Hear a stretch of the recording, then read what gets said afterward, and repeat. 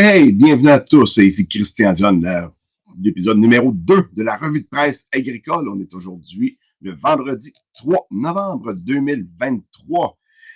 Bienvenue à tout le monde. Et puis, cette semaine, les nouvelles les plus torrentielles de l'été, les PFAS, la réserve de sirop d'érable qui sera sec, la fusion entre Bunge et Viterra, et puis des nouvelles technologies dans les pulvérisateurs. Donc, on passe ça maintenant.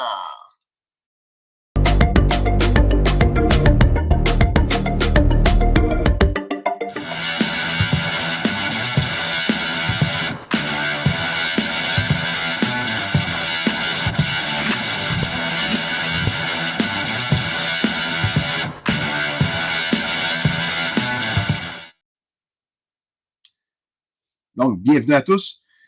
Cette semaine, on va commencer avec les pluies torrentielles de l'été. C'est un article qui est apparu dans plusieurs journaux comme La Presse, le Journal de Montréal et aussi La Terre de chez nous. On y va comme suit. Donc, beaucoup de producteurs cet été ont perdu une bonne partie de leur récolte. C'est des choses qui arrivent, sauf que cet été, c'est un peu exceptionnel, par exemple. On s'entend là, on a eu un système qui a comme fait du surplace, qui a dompé énormément de pluie en très peu de temps. C'est des choses qu'on voit pas souvent. De la pluie, oui. Souvent, quand ça arrive, c'est un petit peu plus tard dans l'été. Puis une bonne partie des récoltes sont déjà faites. Surtout au niveau maraîcher. Maraîcher, eux autres, ils en ont arraché pas mal. Parce que au moment où ça a tombé, il y avait beaucoup de légumes qui étaient prêts à aller chercher. Puis là, il faut que tu ailles les chercher dans l'eau. Les champs étaient complètement inondés. Donc, beaucoup de pertes de leur côté. C'est assez triste. Donc là, les pluies torrentielles du mois de juillet auraient endommagé près de 60% des superficies maraîchères du Québec, révèle un sondage mené par l'UPA que la presse a obtenu.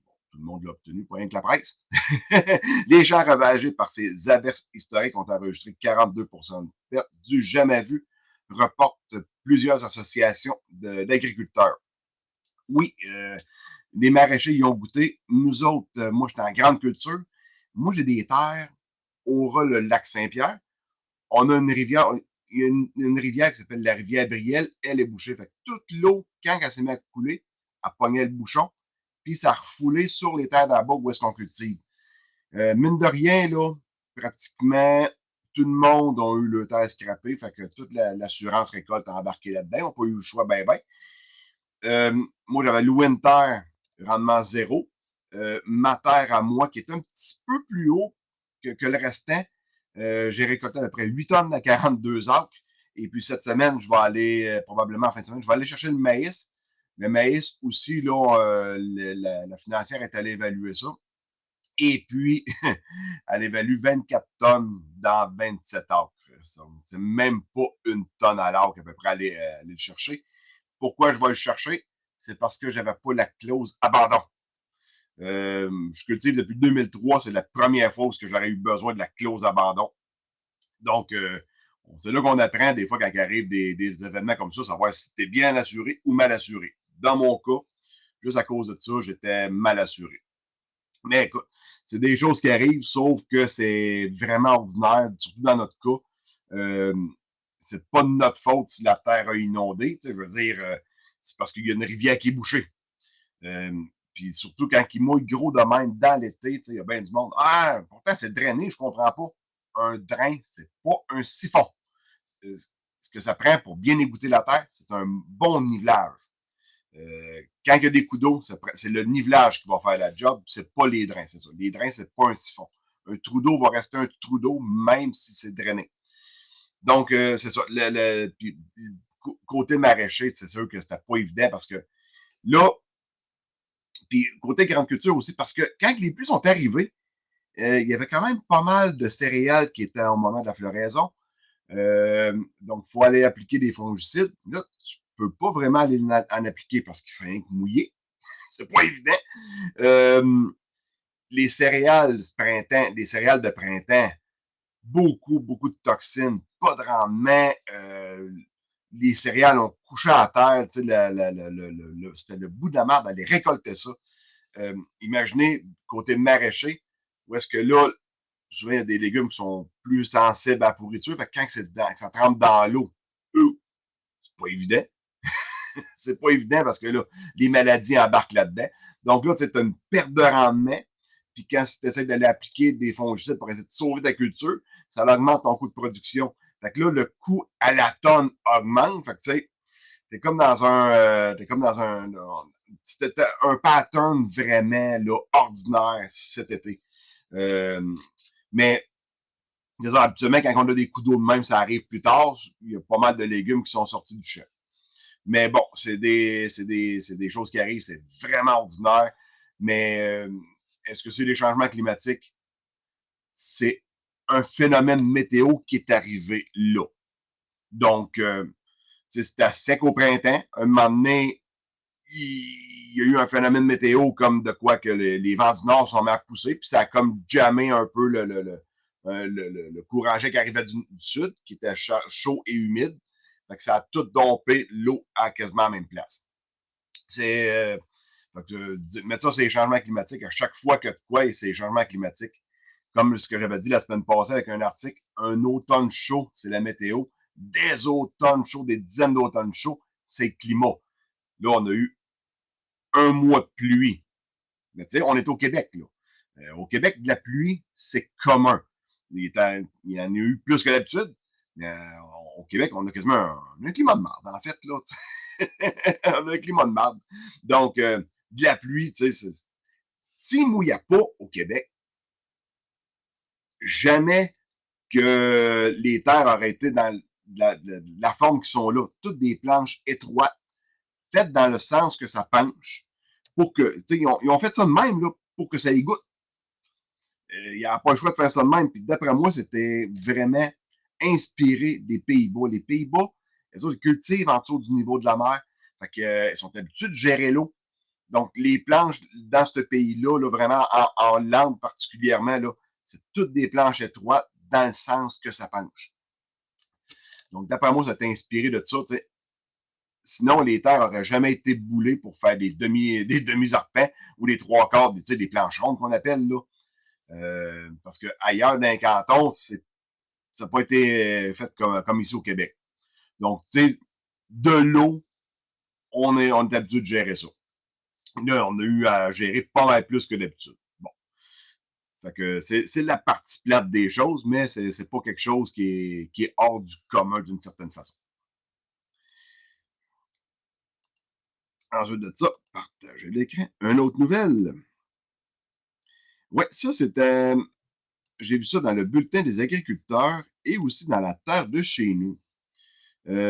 Suite au reportage, surtout, de la terre de chez nous, puis pas de la terre de chez nous, mais de la semaine verte et de l'émission Enquête à Radio-Canada, les taux de PFAS qu'ils retrouvent dans les boues.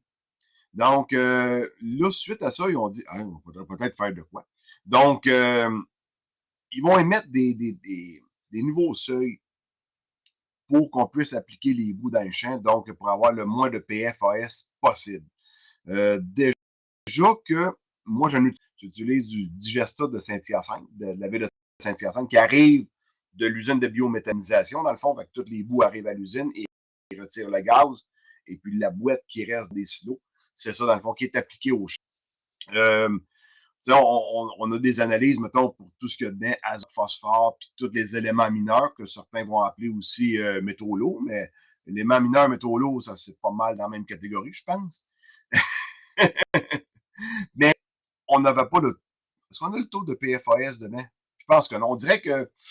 Moi, en tout cas, c'est quelque chose que j'ai appris avec ces reportages-là. Je ne savais pas que ça existait. Et puis, là, c'est ça. Là, le gouvernement du Québec va mettre des nouvelles normes là, pour pas. Parce que c'est un polluant persistant. C'est pas quelque chose qui va se dégrader facilement, mais qui reste dans la terre. Ce qui est bizarre, c'est que c'est un produit qui est utilisé vraiment. Il y a plusieurs, c'est une famille, on s'entend, les PFAS. C'est utilisé dans énormément de produits, comme les produits de cosmétiques, tous les plastiques pour étancher, même ce qui est compostable, des PFAS dedans pour que ce soit étanche. Il y en a, partout, partout, partout, partout, partout. Fait que là, c'est sûr que ça va se retrouver dans les bouts, là, tu sais, quand que du monde se démaquille, bon, ben, tu passes ta serviette, là, ta débarbouillette, je veux dire, à l'eau, ça se retrouve là-dedans. Donc, ça se retrouve dans le réseau. Veux pas. Fait que, c'est ça. Fait que là, eux autres, ils voudraient mettre un seuil maximum à 10 parties par million. Fait que c'est vraiment pas beaucoup. Puis, il y a une autre affaire aussi avec les bouts. Comme moi, ce que je mets à le digestat de Saint-Hyacinthe, on va mettre 2 tonnes et quart à l'acre. C'est pas beaucoup. Tu sais, on en applique, tu prends une pelletée de terre, pas de danger que ça goûte bien, bien, là. C'est pas comme du fumier, là, où c'est vraiment tapissé à grandeur, là, souvent. Mais ça, c'est des petites mottes et là, il n'y a pas grand-chose qui est appliqué dans le champ. Mais ce que je trouve un peu plate, c'est que le gouvernement ait réagi à cause d'un reportage TV. Fait que, puis d'un autre côté, est-ce que c'est mieux que ça se retrouve dans le champ plutôt que direct dans le fleuve? Parce que la ville de Montréal, elle flush encore souvent dans le fleuve, là. Fait que c'est sûr que c'est pas mieux quand ça se retrouve complètement dans l'eau. Mais en tout cas, c'est pas tout le monde qui en met. Puis quand que les reportages ont sorti l'hiver passé, il y a plusieurs producteurs qui avaient choqué aussi parce que plusieurs sont mis à avoir peur là, avec ça. Donc, ils ont complètement cancellé le commande. Moi, j'en prenais, mais tu sais, à un moment donné, j'ai reversé un téléphone, tu peux-tu en rentrer, là, parce que là, on est comme pogné, là, on sait plus où mettre le stock. Fait que, là, c'est sûr que du stock s'est retrouvé probablement dans les sites d'enfouissement, parce que là, à un moment donné, si tu peux pas l'en mettre dans le champ, il faut que tu le mettes à quelque part, parce que là, le monde n'arrêtera pas d'aller aux toilettes pour autant. Hein? Donc, c'est ça pour les PFAS. Puis, si vous voulez aller revoir sur YouTube, dans ma chaîne YouTube des podcasts agricoles du Québec, on avait fait un, un reportage, un live dans le fond, concernant vraiment les bouts. Et puis, la personne qui était invitée, France Pellerin à ce moment-là, connaissait pas mal aussi le domaine des PFAS. Puis, le domaine des bouts, c'est vraiment son domaine d'expertise. Vous pouvez aller écouter ça. Très, très, très intéressant, encore une fois.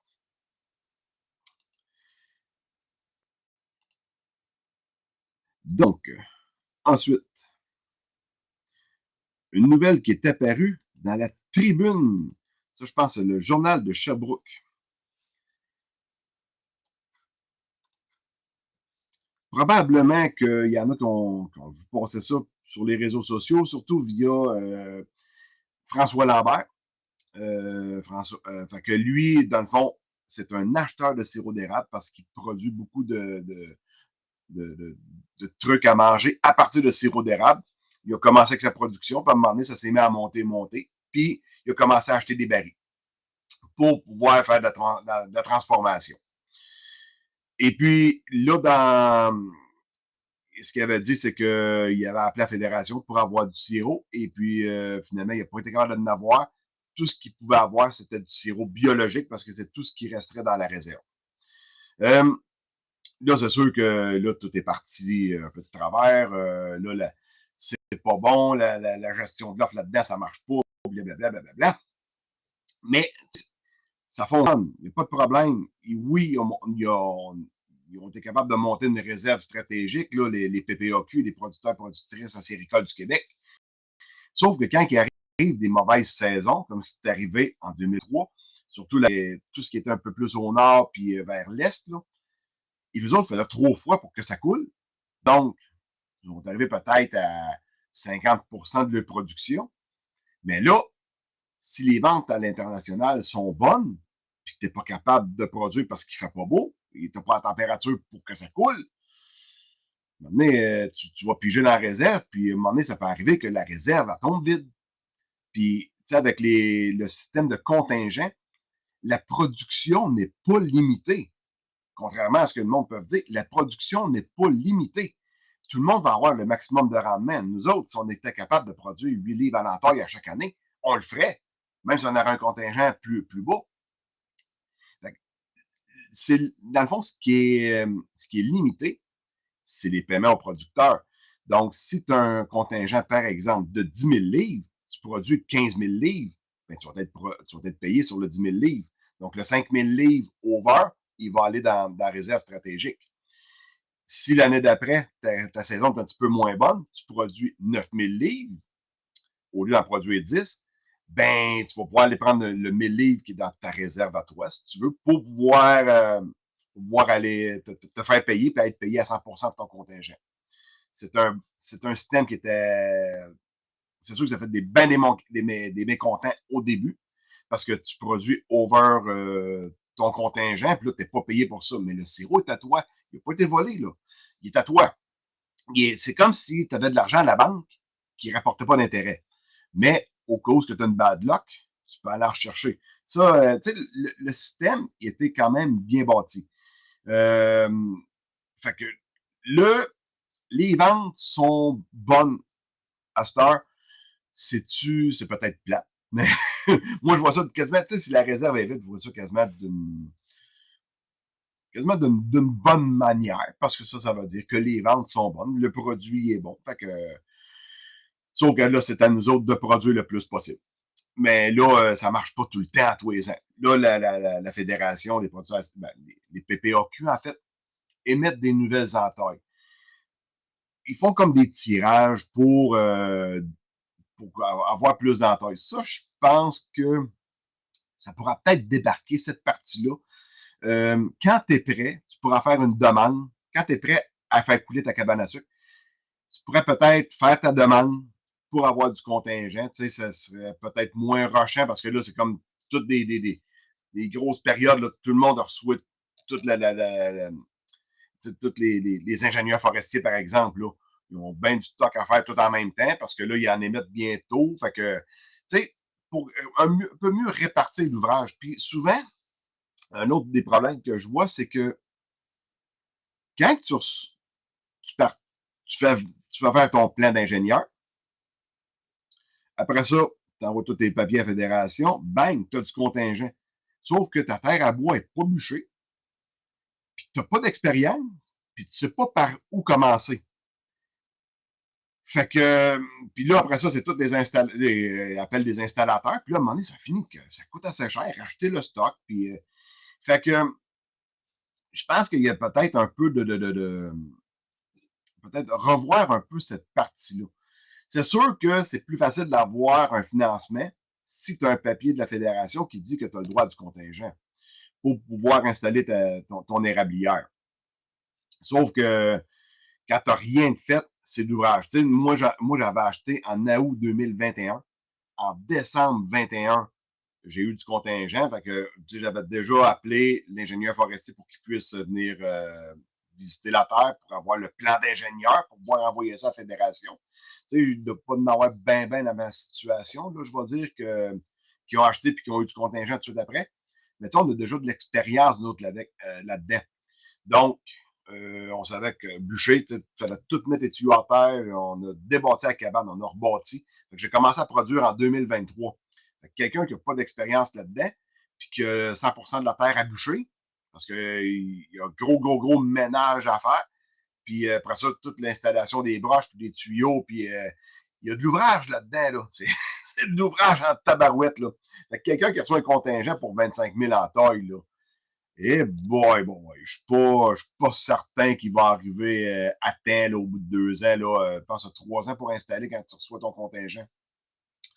Donc, je pense qu'il pourra revoir un peu cette partie-là. En tout cas, donc, si on en revient au sirop, c'est ça. Là, tout ce qui resterait, ce serait du sirop biologique. À peu près 52-53% des producteurs sont bio.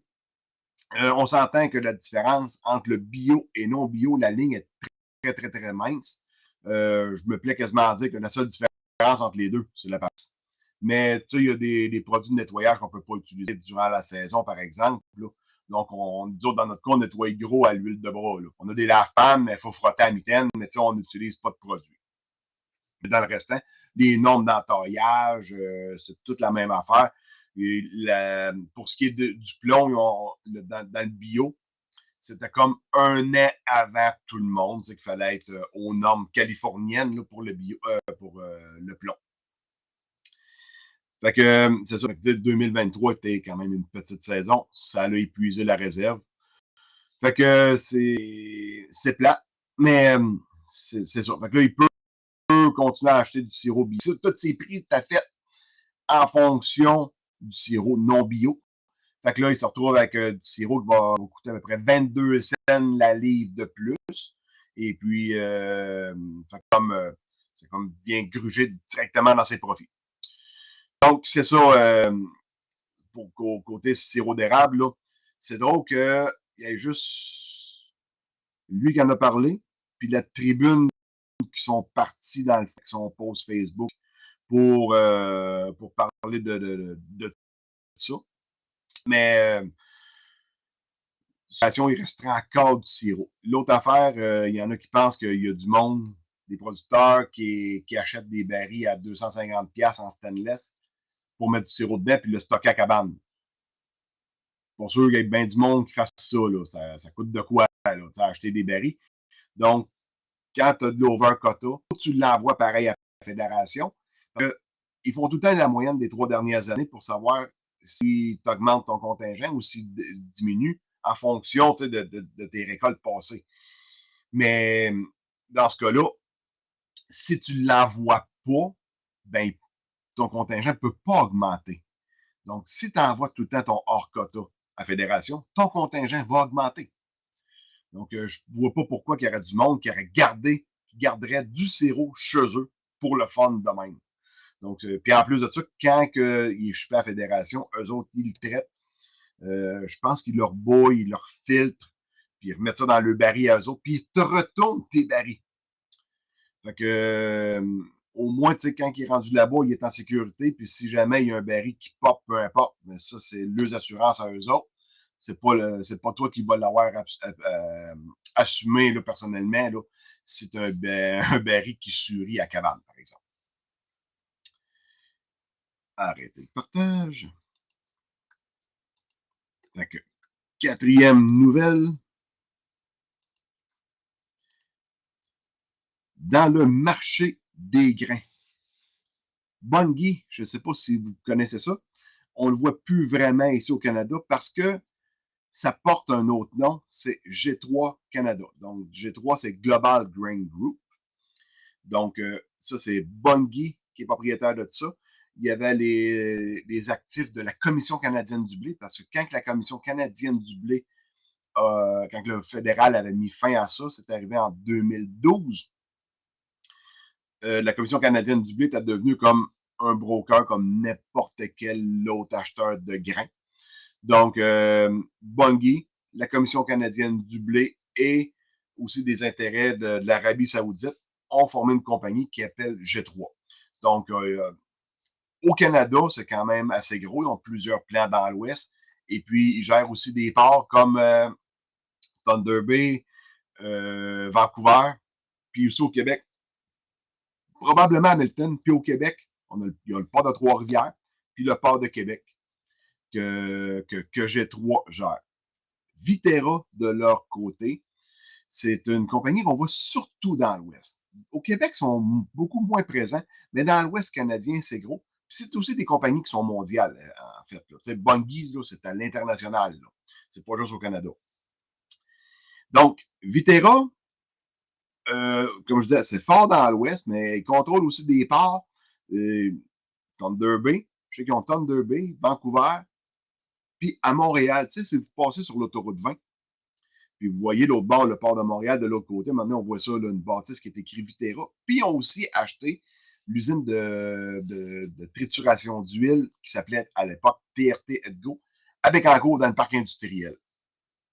Donc, puis là, ces deux compagnies-là, c'est Bunge, dans le fond, qui a approché Viterra pour faire une fusion, fusionner les deux compagnies. Donc là, si ça arrive, au Québec, ils vont se trouver à contrôler Montréal, Trois-Rivières et Québec. Et puis, à Sorel, ça, c'est Richardson qui est là. Et puis, il y a Cargill qui sont à Bécomo.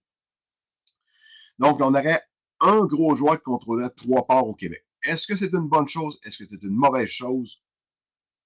C'est dur à dire. C'est sûr qu'il y a tout le temps des consolidations dans les compagnies. Euh, est-ce que le prix va être meilleur? Est-ce qu'ils vont, tu sais, le prix des grains quand même coté à la bourse. Après ça, on a la base de prix. Est-ce que ça va tirer les bases de prix vers le bas? Je ne sais pas, je ne penserais pas, tu sais, mais en tout cas, parce qu'il reste encore de la compétition. Donc, c'est sûr que surtout dans Five Soya, beaucoup de soya part en bateau. Fait que, puis souvent, le soya, bon, il part en bateau à partir de Trois-Rivières ou à partir de Québec. Donc, G3 contrôle quand même une bonne partie de ce côté-là. Mais côté mondial, comment ça pourrait arriver, je ne sais pas. Fait que là, ce qui arrive, c'est que Bunge ont demandé l'approbation des autorités antitrust pour la fusion de Viterra dans les principaux pays. Donc, il y a souvent des lois antitrust, il y en a dans plusieurs pays. Donc, Bunge, dans le fond, a demandé l'approbation réglementaire dans tous ces pays-là. Parce qu'il y a des pays qui peuvent dire, ouais, ben là, tu sais, on pourrait approuver ça, mais pour ça, il faudrait que tu vendes telle affaire. Donc, c'est des choses qui vont devoir étudier. Fait que, eux autres, ils espèrent que tout va pouvoir se faire d'ici mi-2024, que la fusion va être terminée. Et puis, ça, c'est un article que j'ai vu dans le Reuters. Reuters, dans le fond, ça, c'est-tu des journalistes, mais c'est plus quand tu as un communiqué de presse que tu sors, Reuters, ils vont le prendre puis ils vont le publier. Et puis, tu sais, dans le marché des grains, il y a le ABCD qui appelle. Donc, le A, c'est pour, on le voit ici, Anchor Daniels Midland, mieux connu sur ADM. ADM qui ont des minoteries à Montréal là, pour le pain. Je pense qu'ils en ont deux. Il y en a une sur la rue Mills, puis une autre ailleurs, je ne me souviens plus où. B pour Bunge, C pour Cargill. Puis le D, c'est pour Louis Desfrus. Fait que Desfrus, le D de Desfrus. Fait que c'est ça. En gros, là, une grosse fusion qui s'en vient pour nous autres dans le monde agricole. Est-ce que ça va être une bonne affaire?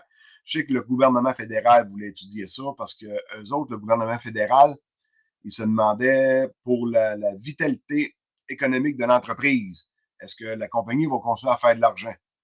C'est un gouvernement extrêmement dépensier qui se posait la question. Le gouvernement Trudeau.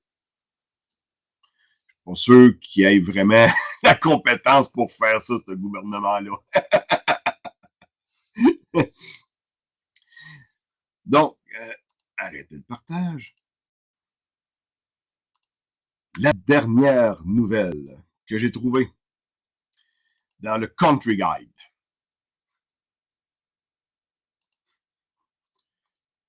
Donc, comment les pulvérisateurs optiques font bien plus? C'est du Google Translate, là, on s'entend? Donc, de plus en plus, la technologie, elle avance dans tous les domaines de la vie, mais aussi de notre bord. En agriculture, les pulvérisateurs vont s'emmener de plus en plus avec des lecteurs optiques. Donc, il va y avoir comme des solénoïdes après les valves, après les buses. Quand ils vont voir la mauvaise herbe, ils vont rouvrir la valve pour en mettre juste où est-ce qu'il y a du mauvais herbe. De plus en plus, ça va s'emmener de même. Donc, ça va nous faire sauver quand même, côté environnemental, tu sais, tout le monde voudrait ça, là. Mais il faut que la technologie soit là, il faut laisser le temps à la technologie de bien travailler aussi. Donc, ça s'en vient. Et puis, les systèmes de pulvérisation optique peuvent être rentables s'ils sont utilisés uniquement pour le brûlage avant semis, mais en repoussant un peu les limites, ces agriculteurs découvrent qu'ils peuvent également utiliser la technologie pour cibler les fongicides et les dessicants avant la récolte. Là, il parlait d'un exemple dans l'article du canola. Si le canola en floraison, ils peuvent détecter les maladies avec les lecteurs optiques, puis ils vont mettre des fongicides juste où est-ce qu'il y en a vraiment besoin. Habituellement, ce qu'on fait, c'est que le champ est pulvérisé à grandeur, mais avec ça, puis pareil pour les dessicants, ça, c'est pour une pulvérisation en pré-récolte. Souvent, tu sais, surtout dans le cas comme dans l'Ouest, par exemple, si vous regardez un peu sur Google Maps, c'est un peu vallonneux, fait qu'il s'en va avec la sommeuse, puis il contourne les ronds humides, puis il s'en va, puis il sème, parce que les champs sont pas nivelés. Pas ici, là, parce que c'est pas comme ici. Ici, le nivelage en passant, c'est un phénomène québécois. Là. Ça ne se passe pas vraiment ailleurs. Mais là, quand tu sommes, quand tu contournes des rondeaux, des affaires de même, ça ne lève pas égal, puis ça ne mûrit pas égal non plus. Fait que si ton lecteur optique va aller arroser, juste mettons, qu'est-ce qui est légèrement vert, il va arroser juste ça, puis qu'est-ce qui est complètement mûr, il ne l'arrosera pas. Fait que, puis à grandeur de terre qu'ils ont, si vous regardez dans l'Ouest, encore là sur Google Maps, regardez qu'est-ce qui est cultivable dans l'Ouest, c'est immense. Au Québec, on cultive à peu près rien. Là. C'est immense ce qui est cultivé dans l'Ouest. Donc, les économies qu'il pourrait faire de ce côté-là, là, côté environnemental aussi, côté. Fait que ce serait absolument magique. Et puis, parce que c'est sûr que eux autres, quand ça ne mûrit pas égal, tu ne peux pas arriver puis battre ce qui est mûr, puis revenir plus tard pour le restant. Fait que c'est un peu pour ça qu'ils vont utiliser de quoi pour faire un brûlage, pour pouvoir tout récolter en même temps. Ça ne fait pas juste faire sécher. C'est plus pour que ça mûrisse un peu mieux, un peu plus égal, pour tout récolter en même temps. C'est surtout le but pourquoi ils font ça. C'est sûr qu'il y a des parties de champ. Si ça a très bien élevé, ça va avoir mûri plus de bonheur, tu n'as pas besoin de l'arroser. C'est le. Fait que là, ils vont. Les compagnies travaillent là-dessus en ce moment. Puis d'ici 10 ans, d'après moi, là, beaucoup de pulvérisateurs vont être équipés de ça. Fait que je serais bien surpris là, que j'aille pas ça dans un avenir peut-être plus moyen terme que court terme, là, mais moyen terme, là, je devrais probablement m'en équiper d'un système de même. Fait que ça n'a l'air de rien, là, mais si on peut sauver, c'est peut-être quoi, 85% de pesticides dans un champ. T'sais, on en met sur 100%, mais tu as une mauvaise herbe et c'était là. Tu n'as pas. C'est pas un tapis à grandeur. Un champ de foin, si tu veux brûler un champ de foin, c'est une affaire. Mais là, c'est pas un champ de foin qu'on brûle. Là, souvent, c'est des mauvaises herbes et c'était là. Donc, c'est ce qui conclut l'édition du 3 novembre 2023. Merci beaucoup d'avoir été à l'écoute jusqu'à la fin. N'oubliez pas, si vous êtes sur YouTube, allez vous abonner à la page et puis faites un petit like, puis écrivez-moi un commentaire si vous voulez bien. Ça va me faire plaisir de le lire. Donc, sur ce, voyons, il va falloir que je me démêle un peu plus avec mon programme, moi, là. Salut, à la prochaine, à la semaine prochaine.